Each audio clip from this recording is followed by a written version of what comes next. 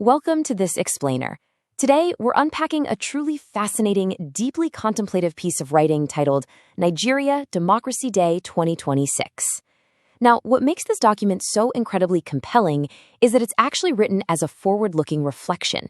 It's looking ahead to a very specific date, June 12th, 2026, and it uses that futuristic vantage point to ask some pretty penetrating questions about the literal nature of society, leadership, and our civic duty.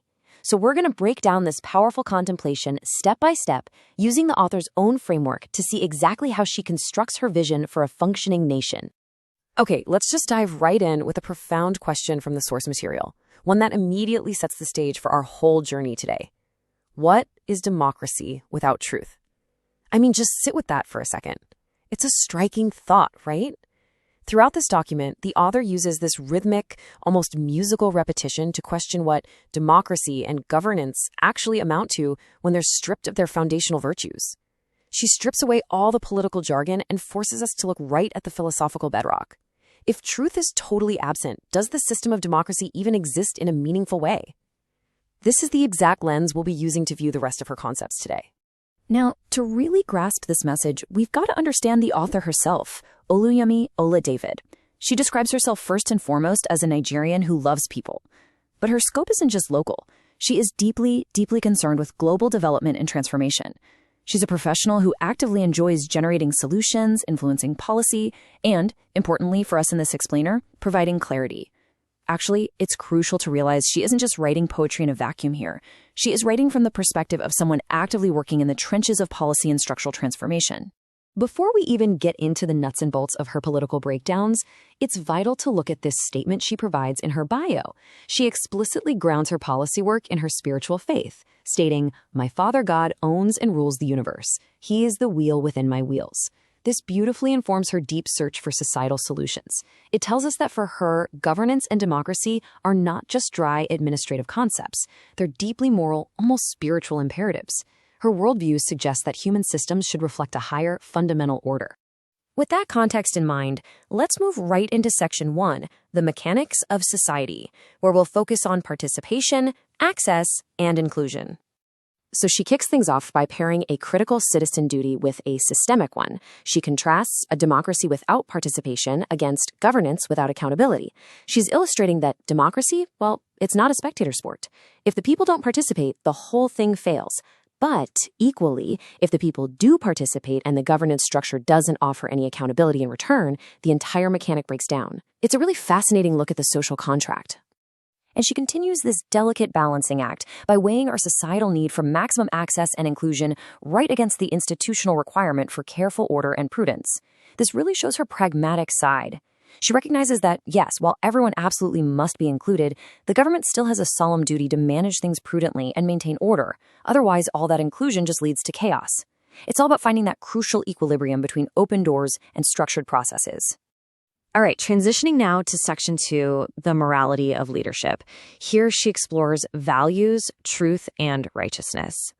Here, she asks us to consider the total emptiness of a democracy without underlying values, juxtaposed directly against a government that lacks the rule of law.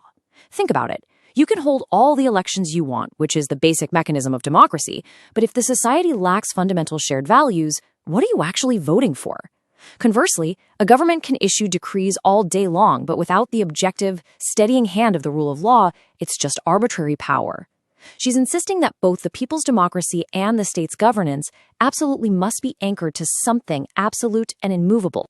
Notice the rhythm she uses here to elevate governance way beyond mere administration. She contrasts a democracy without liberty and truth against governance without social justice and righteousness. She is demanding so much more than just a functioning bureaucracy. She's arguing that true liberty literally cannot exist in a democracy if it isn't grounded in truth, and a government isn't truly governing if it isn't actively pursuing social justice and moral righteousness. She is setting an incredibly high idealistic bar here, pushing us all to expect greatness rather than just bare minimum competence. Which brings us to Section 3, the future outcomes, looking specifically at purpose, prosperity, and peace. She compellingly argues that without shared prosperity and tangible development, democratic purpose and meaning are basically lost. We so often talk about the purpose of democracy in these lofty, abstract terms, but she brings it right down to earth. If the governance isn't actually improving lives, if it isn't developing the nation and ensuring everyone gets a share in that economic prosperity, then the democracy itself has lost its meaning. It's a super practical, results-oriented view of political philosophy.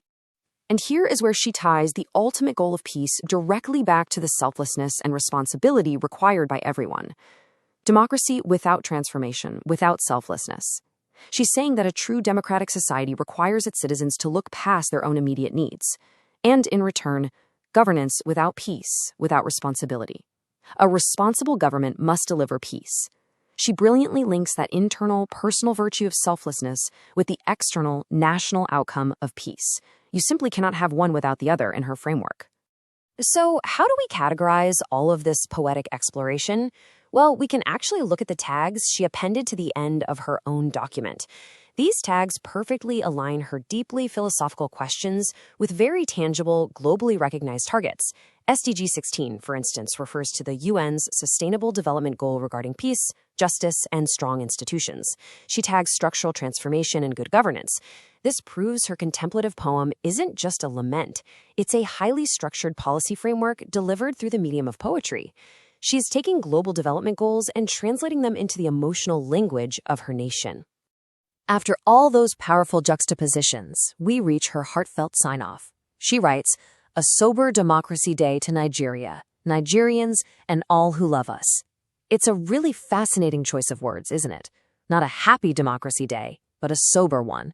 It encapsulates all of her hopes and her concerns. It essentially asks the reader to pause, drop the celebratory balloons for a second, and seriously reflect on the immense amount of work that still needs to be done. It's a call for clear-eyed realism about the state of the nation wrapped up in a deep, undeniable love for her people. And finally, she leaves us with this brilliant, escalating call to action. She urges a collective focus on 5 foundational pillars for the future. Think Nigeria, meaning start with the identity and love for the country. Think institutions. Recognize that you need strong structures, not just strong personalities. Think peace, the necessary environment for any growth. Think accountability, the mechanism to keep the whole thing honest. And finally, think development, the ultimate tangible goal. It's just a perfect 5-step roadmap distilled from her entire contemplation. Which leaves us with one final provocative question to ponder as we wrap up this explainer. Based on her profound framework, how do you define the soul of democracy in your own civic life? In your own life, what is democracy without responsibility? Oluyomi Oladavid really challenges us to realize that the system only works if we put the work in. So take a moment today, look at your own participation, and ask yourself what values you are bringing to your own democracy. Thank you so much for joining me.